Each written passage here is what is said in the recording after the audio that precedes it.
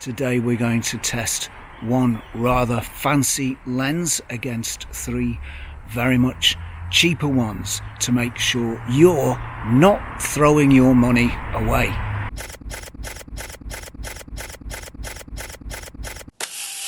Hey everybody, thank you once again for checking in. Now, a short while ago I did a video that compared some very cheap lenses with some very much more expensive lenses, and I found that the results from each were pretty much identical. I did stop all the lenses down to f2.8 to give them a sporting chance, but nevertheless the results from the cheap lenses and the more expensive lenses were pretty much identical. So we're going to try the same thing again today with some different lenses. Right, today's lenses are a bit of a mixed bag. I'll show you what we've got. We have got all wrapped up in tissue. That's all nice and professional, isn't it? Let me unwrap it.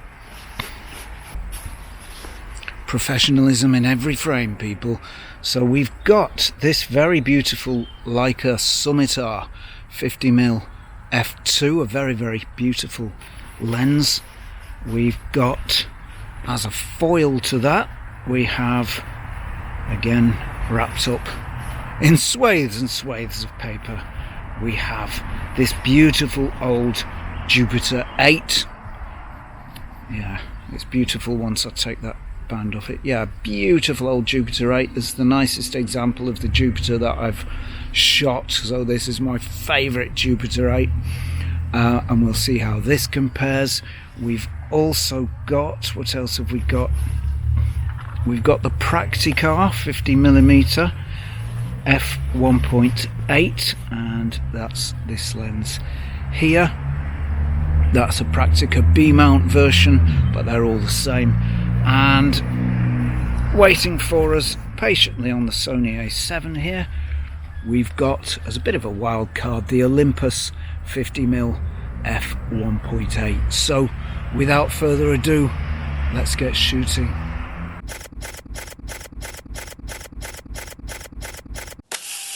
So, ladies and gentlemen, boys and girls, we find ourselves back at HQ.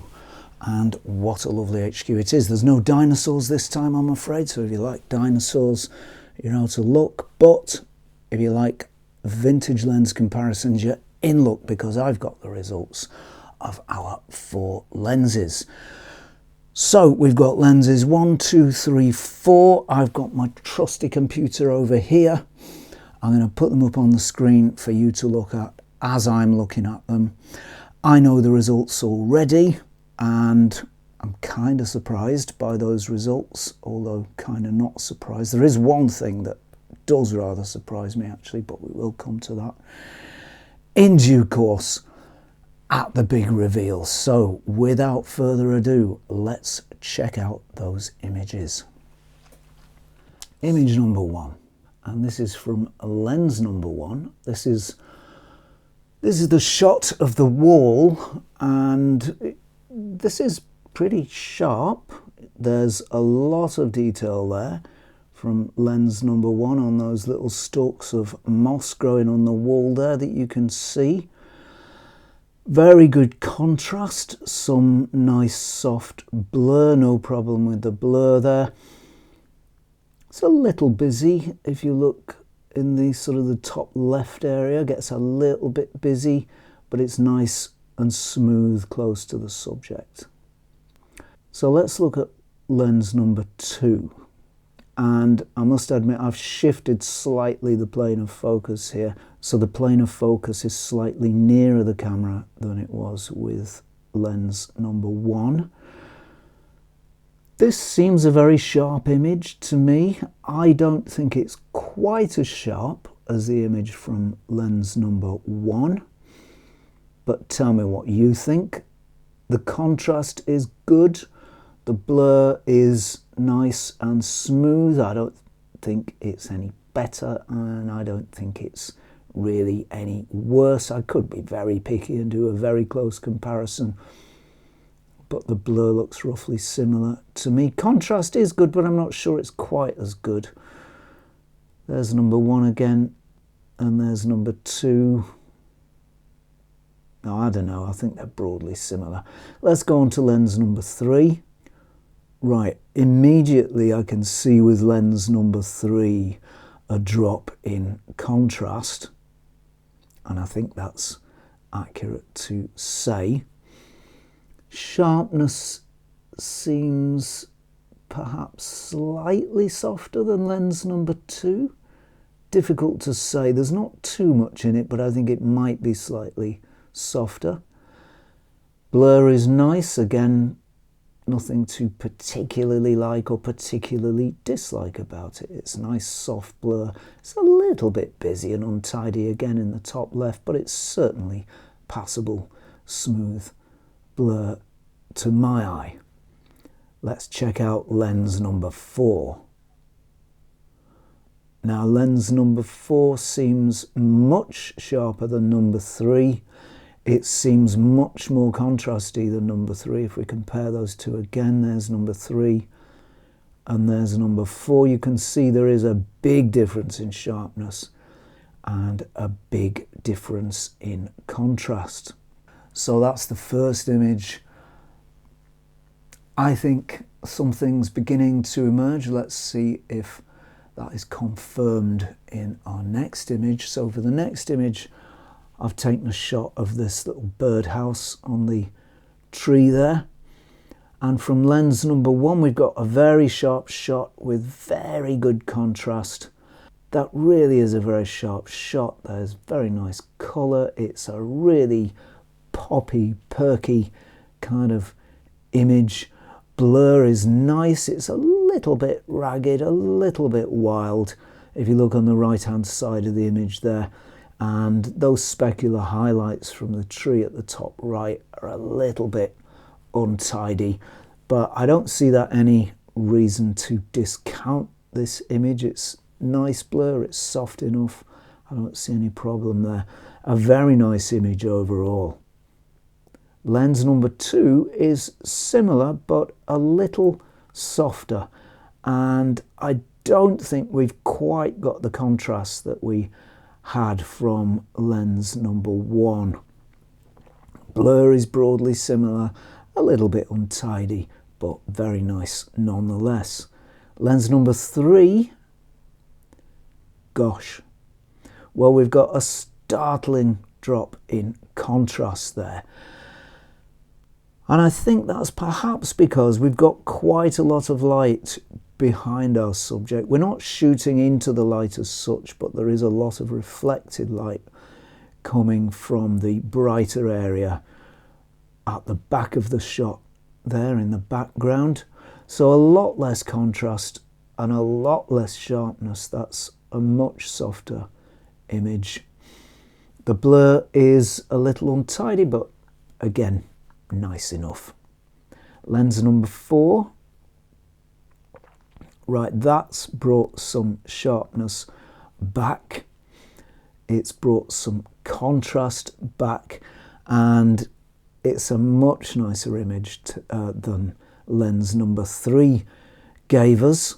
I think that image is on a par with lens number 1. Let's just have a look at that and compare. Although looking at them, actually, no, I think lens number 2 is sharper than lens number 4 there. And that's quite a surprise. So, for my money, lens number 1 wins that second shot. So the third and final shot is taken round the back of the church. Let's check out the image from lens number 1 here. And again, we've got some very strong contrast and some very good sharpness. I can see a little bit of CA, a chromatic aberration that is creeping in on the edges of the branches of the trees there. It's nothing too much, but there is a little bit there. But a very strong shot, a very detailed shot, and a pretty good shot, I think, technically at least. I'm not claiming any aesthetic virtues for these shots. Lens number 2 gives a similar result, though it's a little bit softer, and there's a little more chromatic aberration on those branches, certainly that I can see from here. The image from lens number 3 is again lower in contrast and just that little bit softer than the previous 2 lenses. And there's the image from lens number 4. Again, we're coming back from the softness and lack of contrast of lens number 3. And we can see there a nice sharp shot, though I don't think it's as sharp as either lens number 1 or number 2, although perhaps it's comparable to that from lens number 2. It's very difficult to say which is the sharpest, but there isn't a great deal in it. So, are we ready for the big reveal? Well, let me tell you what those lenses were. Lens number 1 was the Olympus 50mm f1.8. Lens number 2 was the Praktica 50mm f1.8. Number 3 was the Jupiter 8 50mm f2. And number 4 was the Leica Scimitar 50mm f2.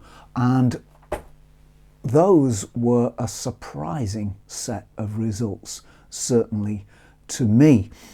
It's very surprising how soft and lacking in contrast the Jupiter is. I really hadn't expected that. Really, in my mind, I'd assumed that the Jupiter and the Leica were fairly similar in performance. I did test them together, 3 or 4 years ago, and I found them to be quite similar, but I didn't do side-by-side tests of the identical shot at that point. I definitely think that the Jupiter is the least good of all the lenses here and gave the least good images from all the lenses here, and that is a big surprise.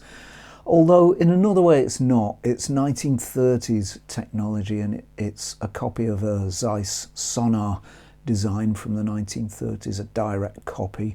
It's coated, but it's only single coated, and that old 30s technology is showing its age. It was pretty good at the time, but you know, how many years on are we from the 1930s? 90 years on. It's really is showing its age. I think the Leica lens was the third best here, which I was very surprised at. I'd expected it to do better than that, although again, the design is showing its age. This is an old design. This lens was released, I think, either during the late 1940s or early 1950s. Do correct me if I'm wrong. So that means it must have been designed using 1940s technology during the 1940s. So yeah, that it's showing its age. The big surprise is the Praktica or Prakticar 50mm f1.8, and that was almost, that gave stop down to 2.8. Don't forget, all of these lenses are stopped down to 2.8, but stopped down to 2.8. That lens gave almost as good an image as the very last iteration of the Olympus 50mm f1.8, which I think comes top in this test. But very surprising, there's very, very little between the Praktica and the Olympus, certainly stopped down to f1.8, and I'd be hard pressed to tell those images apart if I didn't know which lens had shot them. Having said that, clearly the Olympus 50mm beats all of these lenses hands down. It beats the Praktica, it beats the Jupiter by some very considerable margin, and it beats the old Leica Scimitar as well. Surprise of the day? Well, surprise of the day for me is that the Jupiter isn't as good as I thought, but also surprise number 2 of the day, A Practicar 50mm f1.8 that you can buy for 20 to 30 pounds beats a Leica Scimitar. Imagine that. Certainly in technical areas like sharpness and contrast. I don't know about character, we'd have to do more tests to find that out, but in those two technical areas it beats it, as does the Olympus 50mm 1.8, which is absolutely the star of this show, and at around about £40 that lens beats the Practicar 50mm, it beats the Jupiter 8 50mm, and it beats the Leica Scimitar 50mm as well, and it beats them all hands down, and it's the clear winner here. Unlike the previous test when it was a little bit difficult to separate the results, I think on this test there's a very obvious winner here. So I hope you guessed those lenses correctly. If you didn't, maybe you're as surprised as I am. I don't know. A very interesting test and a very interesting set of results, and more evidence that you can go out and shoot on your mirrorless camera or your film camera using a lens that costs no more than 30 or 40 pounds or so.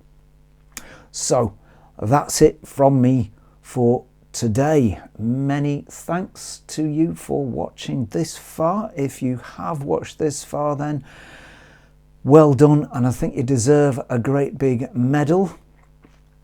Many thanks go to subscribers for subscribing. Many thanks for your support. If you've enjoyed this episode, please do chuck us a sub, that means a lot. Many thanks also go to patrons. Thank you patrons for your support. It really does mean a lot. This channel couldn't do what it does without you, so many thanks for that continuing support. Thanks if you've been a patron since the beginning and you're still with us.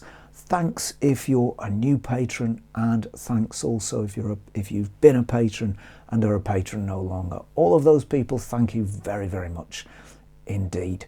If you've enjoyed this show, please do all the YouTubey things. Ring the bell like that, grab hold of the cord and ring it, or push the button and ring it. What are the other things you need to do? Subscribe and like. That's it, those three things, please. Those YouTubey type things if you've enjoyed this show. If you like the content on this channel and you'd like to support us, you can do that over at www.patreon.com/Zenography, and you can do it for as little as $1 of your Earth dollars per month. That's it from me for today. Many thanks everyone. Thank you for watching, and I'll see you all next time, if you're not too busy for a spot more Zenography. Cheerio all.